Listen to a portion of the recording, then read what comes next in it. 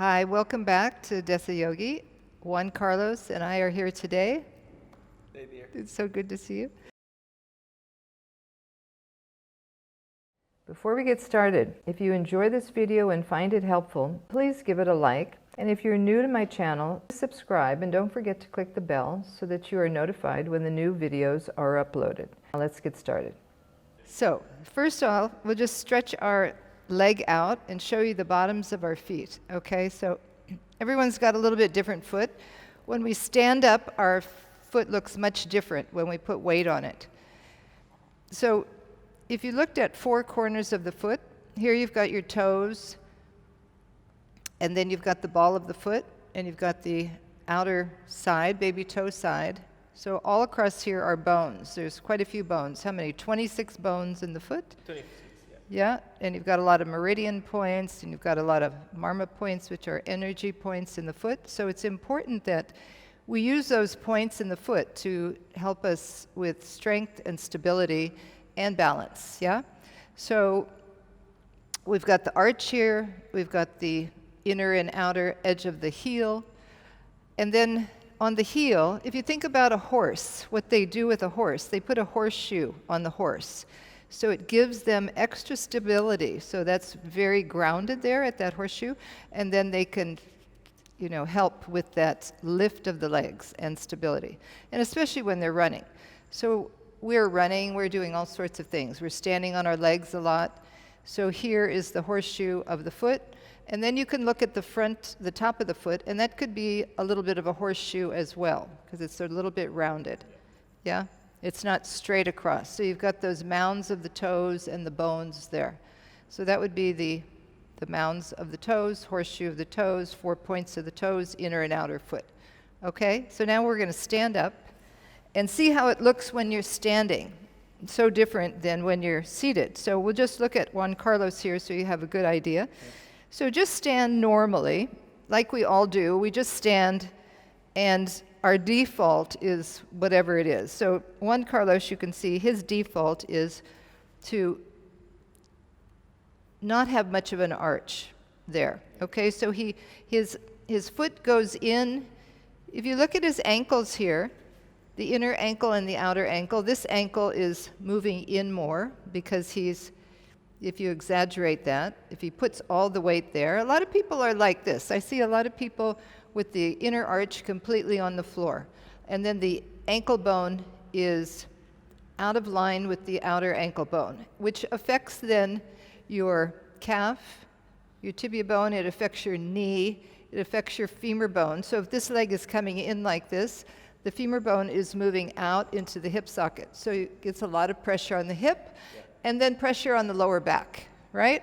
So it's really important to back up, find out how you're standing, and from there, how you can make corrections. So when we practice Iyengar Yoga, we talk a lot about what are the actions you need to create to do some of the things that we're asking you to do, which, often you'll see lift the kneecap. How do you do that? How do you create that weight on the inner and outer foot? How do you correct that? So one way that we like to work is with the inner and outer edges of the foot, inner and outer edges of the heel. So stand with both feet now. Okay. So balancing on the big toe mound, right through the little toe mound, from the inner heel to the outer heel. And when you're on those points and pressing down, you can better lift up, right? So now he's lifting up quite a bit, and you can see what's happening. So he's overlifting, and now he's on the outer edge of the foot. So some people are like that. They're on the outer edge of the foot. They have quite a high arch, and they're standing more like this, and they become a little bit more bow-legged, right? Yeah, it's the opposite. The legs are moving out. This is moving in. So neither are good. So we want to first see, how are we standing? Where's the weight on our feet? And how can we better distribute that weight so that what's carried up through the legs, up through the hips, up through the spine, and then right up through the crown of the head, you've got a line there that is helping you instead of throwing you off balance.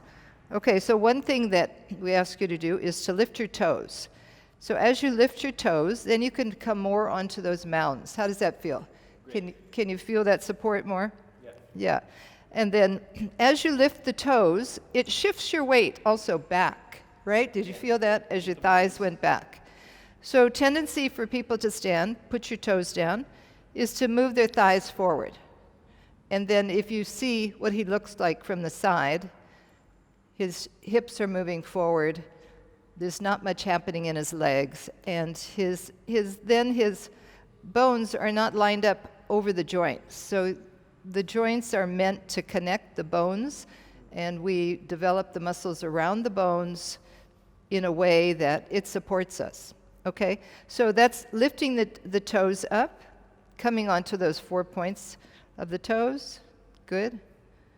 All right. And so as he does that, it starts to lift the knees. But it doesn't totally lift the knees. You have to bring your awareness to the knees as well. So just relax your knees. You can see the knees, they tend to relax completely. This is a good Iyengar student. His knees are always lifted. Relax even more. Relax, relax, relax. Okay, so these muscles around the knee activate the quadricep muscle. So when he's pressing into the foot and he's lifting up to the kneecap, then it engages through the quadricep muscle and connects into the hip socket, which then connects into the pelvis and the lower back. So all that becomes important. All right, so that's one thing. And now the horseshoe of the foot, just bring your toes down and stand how you would normally stand.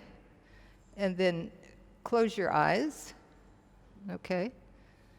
So now bring your weight back to that horseshoe. So you're coming back to your heel. So you're moving your weight back. You're almost like you're falling backwards. You can feel that. And what do you feel in your legs when you do that? I need to activate my thighs to don't fall. Yeah, so the thighs naturally will activate. Yeah. The feet are having to grip a little bit more. Do you feel that? Yeah. Otherwise, you're going to fall over. Yeah. All right, so now I want you to move forward, bring the weight over the toes now. Forget about the heels. And feel the difference in that. So as you move forward, what's activated now? The front part of the legs. Yeah, the front part of the leg, exactly. And the calf a little bit. Yeah. And the lower back. And the lower back. You can feel the lower back moving forward. And what happens in your spine, your chest, when that happens? Arch and it's like, Yeah, so you can see that neither way is good, right? So what we want to do is bring that weight to the front of the foot and the back of the foot. So here, so I'm talking about the arch, or sorry, the horseshoe of the foot. So pressing down there strongly. And then imagining that round shape, that horseshoe in the front of the foot, which is just another way of saying the balls of the feet or the inner and outer edges. So it's pretty much all the same. So whichever metaphor works for you, to imagine the feet, to see what's happening there so you can lift up from there. And then when you lift the toes up, this starts to activate, you feel that in your outer calf. So the outer calf activates the kneecap. You can bring more awareness there, lift the kneecap, work into the thighs. Now stand up tall, don't look down. yeah. So when he stands that way, you can see him from the side, turn. So let's look at the moving forward again, right? And then moving back, leaning back. You've seen people like that. Their toes are lifted, they're leaning back, thighs are back. Now bring yourself more to balance. Good. And as you do that, then the back of the head becomes lined up with the tailbone. The shoulder girdle is over the hips. The legs are lined up within the line of the joint, and you're starting from the feet. So from the feet, you lift up. So how does that feel when you do that? Yeah, more strength, more stability. Yeah, so there's more strength, more stability. We're born with bones. You know, we're not these kind of Gumby animals that the kids play with where you can bend everywhere. So we've got to combine our strength with our stability and our flexibility. So here you're using your body, which you're born with the bones, to use them in a powerful way to be able to lift up on your own, stand tall, and move into the world with your heart open. And then stretch your fingers down. So the shoulders are moving down, shoulder blades are moving down. When you're moving forward, the chest is sinking. When you're moving back, you're overarching in your lower back. So here, from your tailbone up through the crown of the head, up through the cervical area, your bones are meant to be in a certain curve. And when we stand correctly, then the spine can take on that curve. Okay, so that's it for confusing cues. Work on your feet, be aware of your feet, stand tall, use the toes, use the mounds, lift up through the knees, move the thighs back, tailbone forward, and go out and have a good day. We'll see you next time. Namaste.